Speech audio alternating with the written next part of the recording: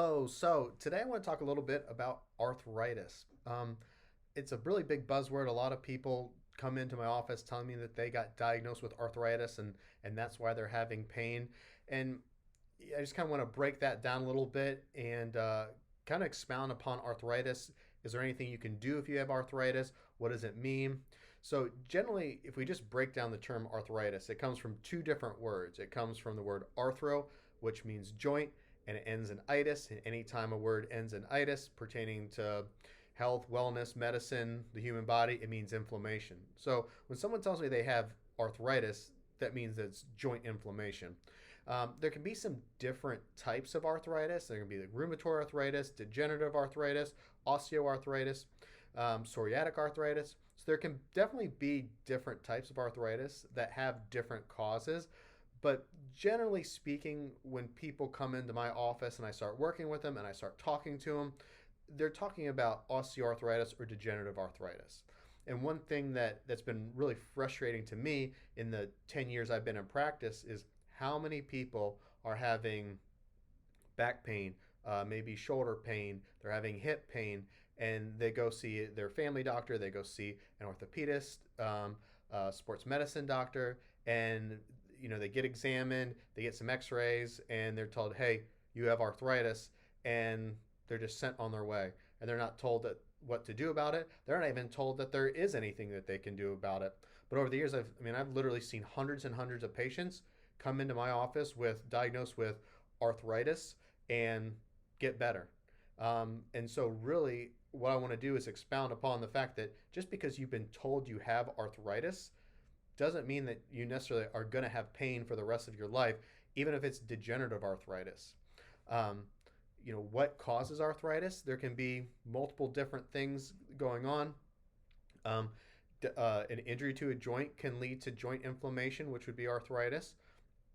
A lot of times when a joint is injured, it actually gets stuck, or what we call it gets fixated.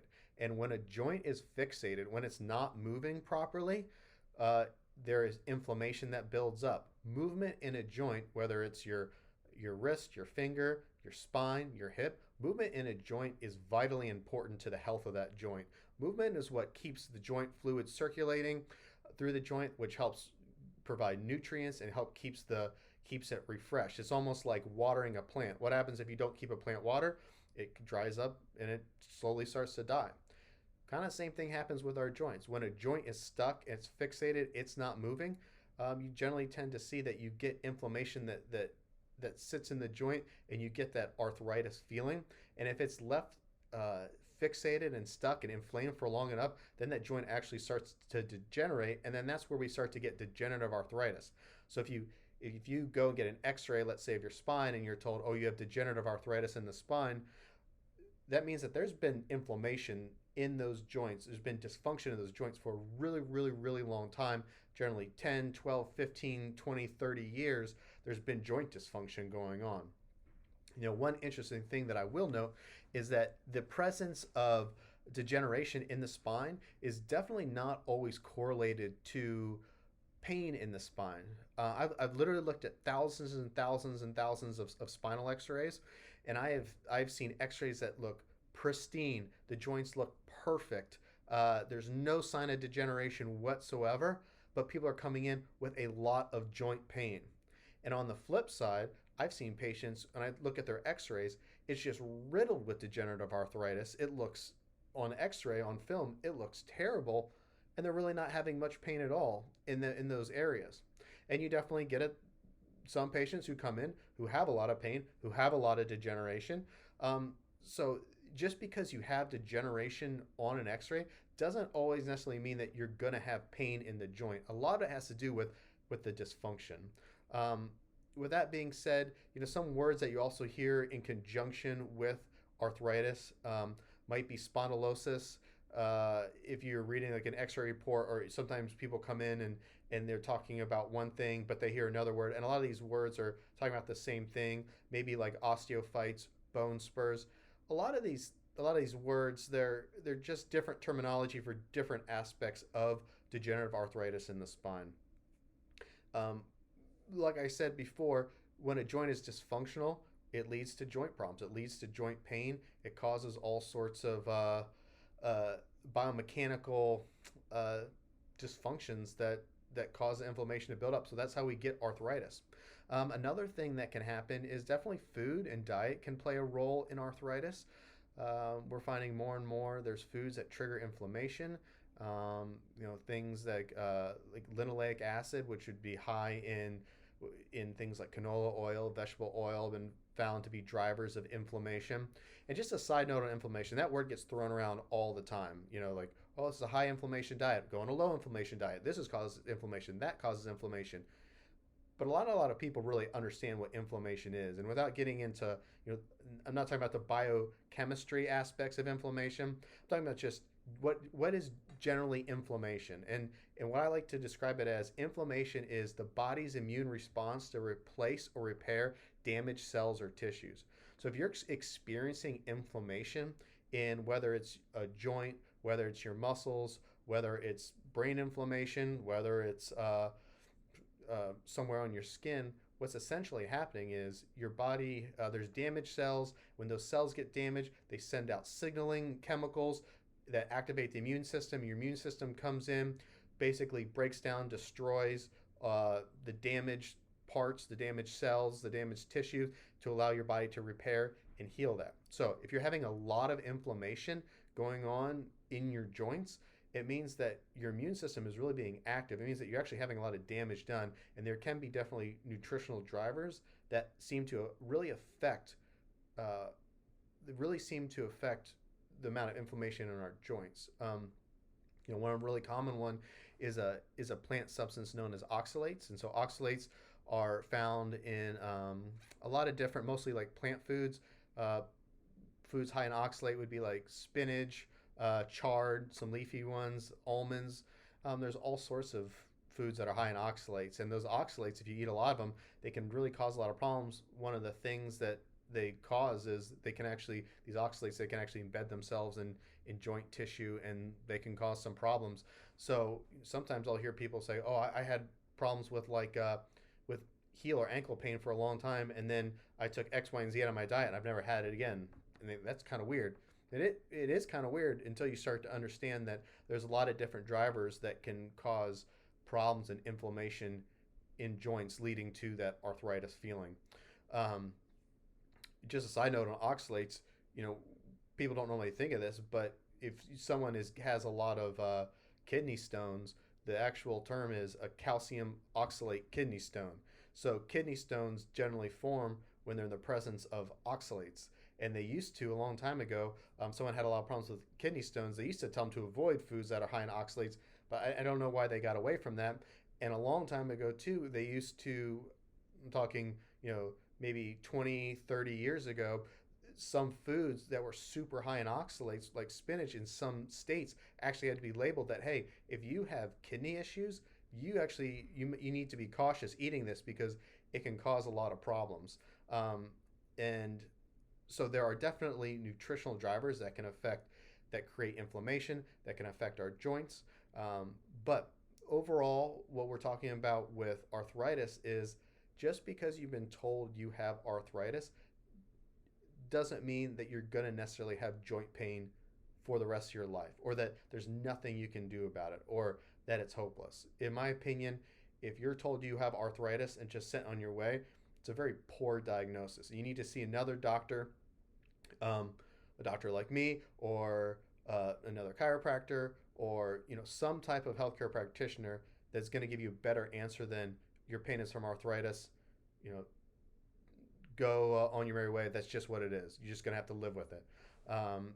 Like I said, I've seen so many patients over the years who've been told that, hey, you've got arthritis. They come to my office, and lo and behold, guess what? Their pain's gone. They get back to normal life. So I guess in a lot of cases, there are things that you can do to treat arthritis. Now, I will say, in certain cases, can there be so much arthritis, can there be so much degeneration that occurs that some of the effects of it become irreversible? Yeah, absolutely. But a lot of times, even when I've taken care of patients who on x-ray, they have a lot of degeneration, they have a lot of bone spurring, um, most of the time the bone spurs don't really affect too much. They're just there. They're a result of the chronic inflammation. And once we get the joints moving properly and get the joint fluid circulating, and we're starting to reset the mechanics of the spine, that the even though there are some bone spurs, the bone spurs themselves very rarely actually affect or are causing the pain. They're just kind of hanging around there. There's nothing you can really do about them. I usually tell people not to get too worked up over bone spurs if you have them in your spine. Um, but yeah, I just wanted to really kind of hit on that arthritis because over my years, it's something that's really frustrated me working with patients. Is how many patients come in and they've been told it's arthritis. There's nothing you can do about it, and that's really far from the truth. Even people who, if you're like sedentary and you have I've had people who have sacroiliac pain and they go to their doctor and they're told, oh, you have sacroiliitis. It's probably just arthritis. Well, I mean, they just start working out, they start exercising, they lose weight, they take pressure off the joint. Guess what? Arthritis goes away. Same things with knees. I've seen so many patients over the years that have knee problems and they've been told, oh, you have terrible arthritis in your knees, almost bone on bone, nothing you can do about it except wait until they get shot and then get a double knee replacement. I've taken care of so many patients over the years, and we've restored proper movement to the knees, and they do 10 times better. Are their knees 100% perfect? Maybe, maybe not, but they feel better. They're able to do more, and I've stopped many people from having to actually get knee replacement. So basically, the whole point I'm getting at is arthritis is really not a great diagnosis. If that's something you've been diagnosed with and you think that you have to live with it, just know there are many other options to decrease inflammation in your body, to decrease inflammation in joints.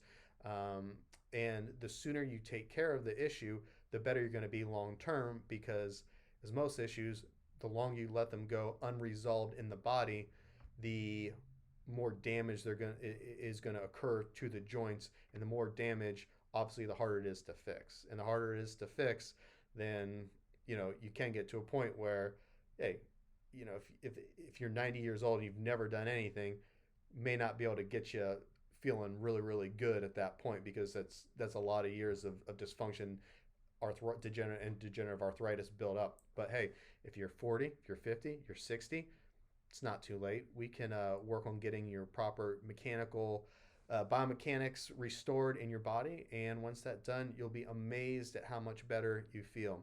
The other thing that's really amazing for arthritis in the spine is spinal decompression, which is one of the things I do in my office on a very regular basis with patients. And essentially, what I find is, gravity essentially is smushing us, compressing us down all day long, every day.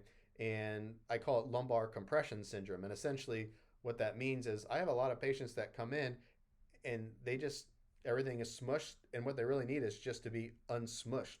It's really not super complicated. Um, and so that's what we do. We put them on spinal decompression. We unsmush that spine, take pressure off the joints. We take pressure off of the disc. It's great for herniated disc, great for people who have sacroiliac pain. It's great for people who have bulging herniated disc. Great for people who have degenerative arthritis of the spine. Great for people who have bone spurs. And that, along with the adjustments, we see phenomenal results helping people with arthritis. Even if people have been told there's nothing you can do about it, hey, guess what? We decompress that spine, we get the joints moving, you're gonna be feeling so much better. So, if you ever have any questions about arthritis, if we can help, we need to look at some X-rays. You're welcome to come to the office. I'm happy to look over the X-rays for you. You can also send us a message. I'd be happy to answer any questions you have. But yeah, arthritis can be miserable. Can definitely cause a lot of joint pain. Love to help you with that. And hopefully I'll see and talk to most of you soon. Hope everyone has a great day.